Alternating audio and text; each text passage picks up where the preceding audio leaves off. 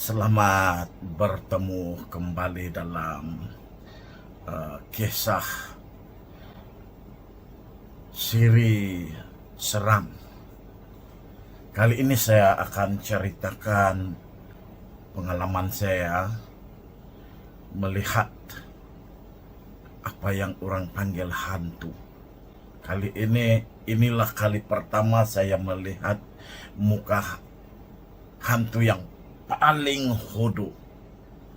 Memang menakutkan, tetapi oleh karena saya sudah biasa nampak, terkejut juga lah kan. Terkejut juga bila nampak muka hantu yang luar biasa. Kali ini saya akan cerita tentang lelaki muka Herod lagi hodoh. Nah, kisah ini berlaku pada suatu hari dalam tahun inilah. Ada kaitan dengan gambar ini. Rumah jiran ini ada kematian pada hari berkenaan dan merupakan hari keempat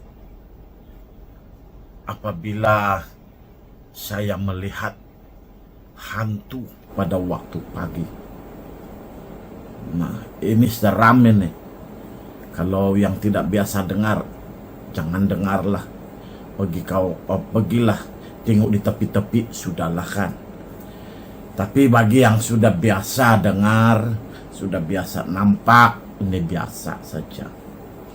Jadi di luar ada sebuah kemah besar seperti di dalam gambar ini.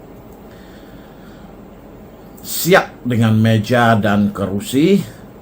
Jadi pada pagi itu seperti biasa saya keluar rumah. Tepat jam 5.55 pagi. Dan di luar sangat cerah. Cerah karena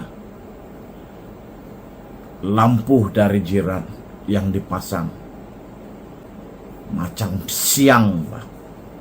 Kalau macam itu siapa takut kan? Keliling rumah lampu terang. Jadi apa yang berlaku?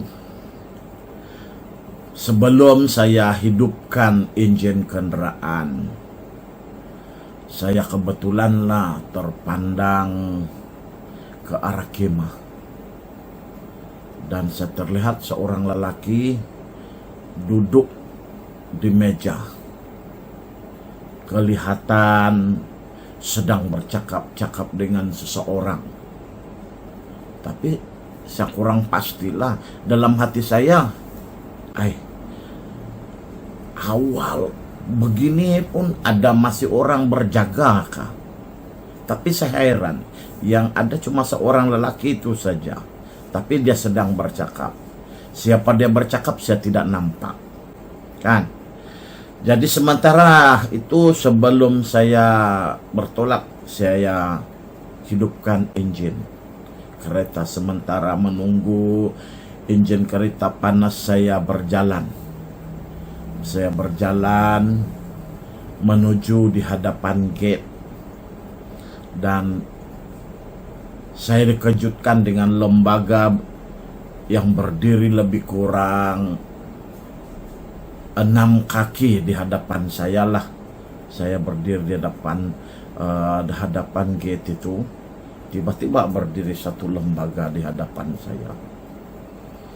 Nah, separuh badannya ini cukup jelas saya tengok. Separuh badannya dibalut kain putih.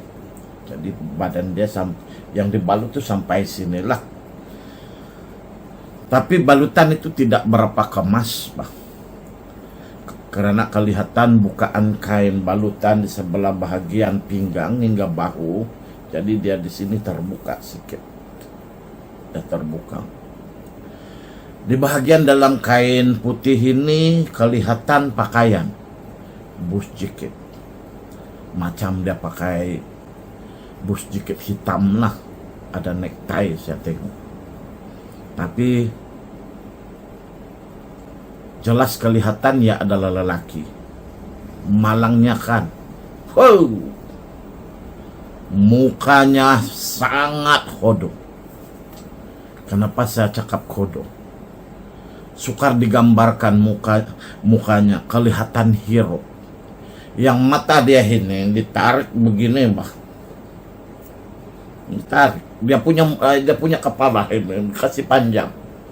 Jadi yang bahagian bibir ini tiada sudah. Kan? Hidung yang bahagian sini ini lebur. Maksudnya sudah tiada mulut. Mulut dia ini tiada bibir, bah. Kan? Hanya gigi yang hitam. Dan merah. Dia punya lidah tak keluar. Tapi warna merah. Yang paling kesian itu kepala, bah, dikasih kempis, kasih panjang begitu. Jadi saya tengok saja. Dalam hati saya ini hantu kah jin? Kadang-kadang saya biasa nampak jin tapi tidaklah sehuduh begitu, bah. Jin ini muka dia bukanlah macam muka orang. Kita kan tahulah dia bukan manusia. Kadang-kadang kebiasaannya dia punya, kalau jin ini telinga dia tajam, kulit dia kadang-kadang bersisik, macam itu naga, mata dia kadang-kadang memang dia herut, macam-macam lah. Kalau jin biasanya saya nampak, saya akan terus kenal dia jin, tapi yang ini enggak, kan? Dan saya agak terkejut karena saya tidak pernah melihat hantu yang hodoh, bah.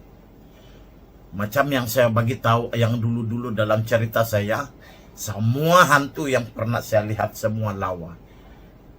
Kan? Ada yang handsome juga. Nanti saya bagi tunjuk perempuan lawa yang pernah saya nampak. Saya takut kamu jatuh cinta sama dia nanti. Sebab itu memang lawa betul. Tapi sepanjang pengalaman saya lah, kan,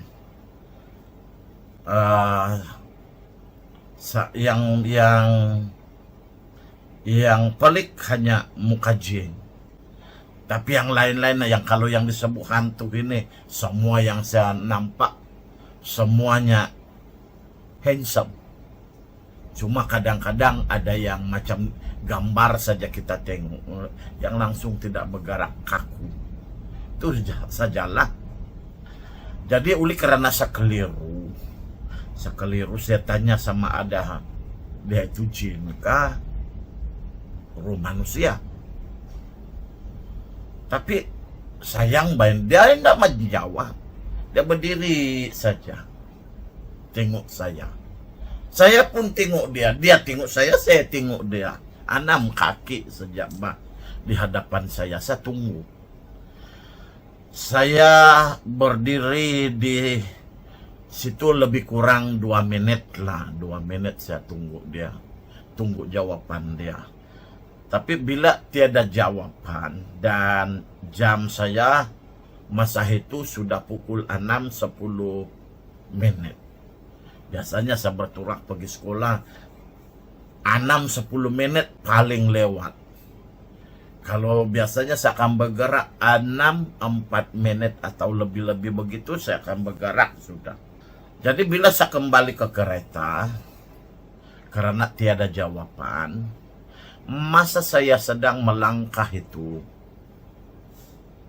baru saya tahu dia bukan jin. Saya sudah tahu dia henero manusia, tapi saya agak heran lah kenapa muka dia macam begitu, indah handsome. Bukan lagi tidak handsome, menakutkan. Saya rasa kalau anjing, kucing, ayam kata nampak dia macam begitu, saya rasa pengsan, terlampau hodoh. Nah, kan? Masa itulah Baru dia kata, tolong saya. Hai! Bila saya mau jalan baru mau cakap, tolong saya. Macam mana juga saya mau tolong? Saya lewat sudah, baru kau bilang tolong saya. Tapi saya tak tunggulah. Karena saya sudah lewat, sudah itu mau pergi sekolah. Nah, biasanya kalau ada yang minta tolong, saya tolong. Walaupun dia antu, saya tolong juga. Mana-mana yang saya boleh tolong lah kan. Jelas bagi saya lah, badan lelaki berkenaan memang mungkin dia terseksa bahkan. Jadi bila saya buka autogate reverse, saya tengok orang itu yang berdiri depan autogate sudah tiada, hilang sudah. Jadi saya terus reverse lah. Saya teringat lelaki yang duduk di meja. Jadi saya sengaja reverse lagi sebab tiada kereta. Awal kan saya reverse lagi sampai dekat. Saya terlepas sudah di tengah-tengah, sudah jalan raya yang simpang 4. Jadi jelas saya tidak nampak sudah itu lelaki. Tapi saya terkejut, Bang. Gila, saya tengok di bawah meja. Mainan. Saya nampak sepasang kaki di bawah meja itu. Sebab yang meja itu dia gelap sedikit. Dia gelap sedikit lah, yang meja itu terang lah.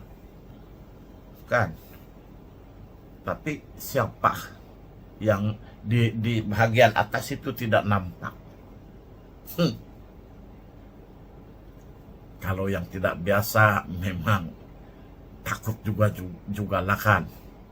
Nah, itulah pengalaman saya kali pertama nampak hantu paling tidak handsome. Nah, jadi sebenarnya yang tidak handsome itu ada kaitan dengan emosi, dengan apa yang dia sedang lalui pada masa itu. Kesian juga lah kan.